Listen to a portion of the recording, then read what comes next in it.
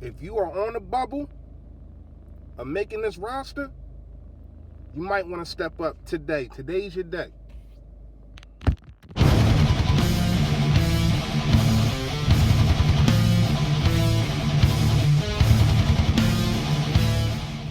Yeah. What's up, everybody? It's your boy Fully Fresh, reporting for duty. Let's talk about these Eagles, man. Let's talk about these Eagles. Let's talk about these young Eagles. Listen, you on that bubble, it's time to step up. This team is too stacked. We too stacked, man. Especially like at the wide receiver position. Y'all seen what just happened to Sheldon Gibson. Got him out of here. That's letting y'all know, just because you was drafted, we drafted you in the last 2 years, you ain't safe. If you're not performing or you're not on that field doing what you're supposed to be doing, 9 times out of 10, you probably got to go. And that's mainly for dudes like Matt Hollins. Even though I know you hurt, but you always hurt. That's a problem. Especially when you got a dude like Mark and Michelle, especially when you got a dude like Mark and Michelle had the only offensive play of the first preseason. This is to Matt Hollins, you about 2-3 plays away from Mark and Michelle of your behind going home or finding another team. And it's going to be hard for you to do that because you're always hurt. The kid got talent, man. Matt Hollins got talent, but you always hurt, and then it's always dumb injuries. It ain't like nothing major, but it be dumb injuries, and it don't seem like it just seems like you don't put the work in to get back. Like you got groin here, then you got a thigh here. Like, I don't be knowing what kind of injuries you be having, but man, you out longer than Carson Wentz. This man had an ACL and a freaking fractured vertebrae. He back already. But you can't seem to find yourself on this field. I don't mean to be going off to take this whole video out on Matt Hollins, but I know the kid got potential. But I'm going to tell you what, there's some other dudes on here, a couple other draft picks that might not be on this team. Let's see who we got. Pumphrey. Darnell Pumphrey. I don't know how you can't get on the field. They don't put you on the field. You ain't played not one regular season game for us. Even when we was depleted last year at running back. You can't get on the field. I don't understand it. You need to show up today. You and Byron Scott, and he probably ahead of you. But Pumphrey, you need to show up. Because, once again, just like our wide receiver room, this running back room is deep. It's deep. Jordan Howard, Miles Sanders, Corey Clement. And I can't, even though all the time I want to do it, I can't never count this man out. Wendell Smallwood. He always finds a way to stay on this team.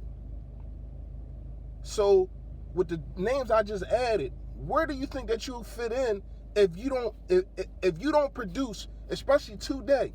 It's no starters playing. You have to produce today. You got to show some type of flashes, because if you don't, you're going bye-bye, or you should be going bye-bye. I understand they like you 7th round pick and yada yada yada, but I think Howie and Doug got it in their head. Listen, man, we know we drafted y'all, we love y'all, but we try and win. We try and win another chip. And if you just taking up a roster spot, we can get that to somebody that's doing something, man. There's a couple of defensive ends that I want to see today, or tonight, should I say, because it's a spot open. With Osman going down, I'm not sure how long his injury is, but it's still a chance for you to get solidified on this roster. You know, I'm not really talking about like Josh Sweat. I'm not talking about what's my man named Hector. I ain't talking about them dudes. I feel as though that they gonna make the team, of course. That's our little death lineup, but it's still a couple more spots. It's a couple more dudes that can try to flash and can try to get on this roster team at defensive end. That's what I wanted to say about that. Now let's get to, and this is gonna be the only time, I'm a new content creator. Hit the like, hit the subscribe, man. Please support, man. But I'm a new content creator, so I really wasn't on YouTube and none of that when all the Nick Foles and Wentz stuff was going on heavy. But it's crazy because I turn on the TV and I still see Wentz and Foles situations. That man in Jacksonville, he got paid his $88 million. Carson Wentz got paid his $108 million.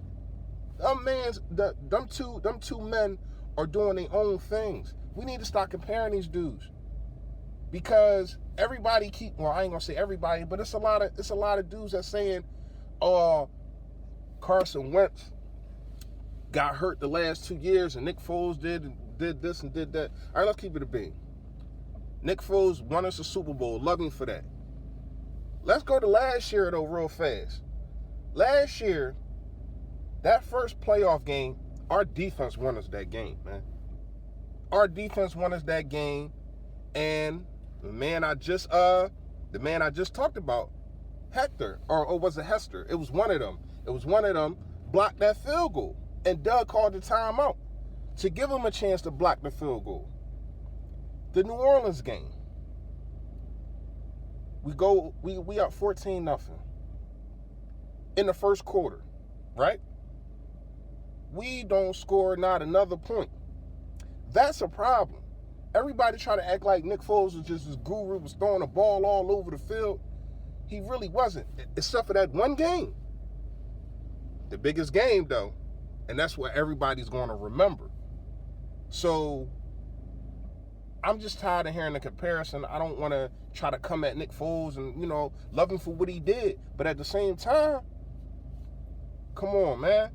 Stop trying to act like my man ain't that bull.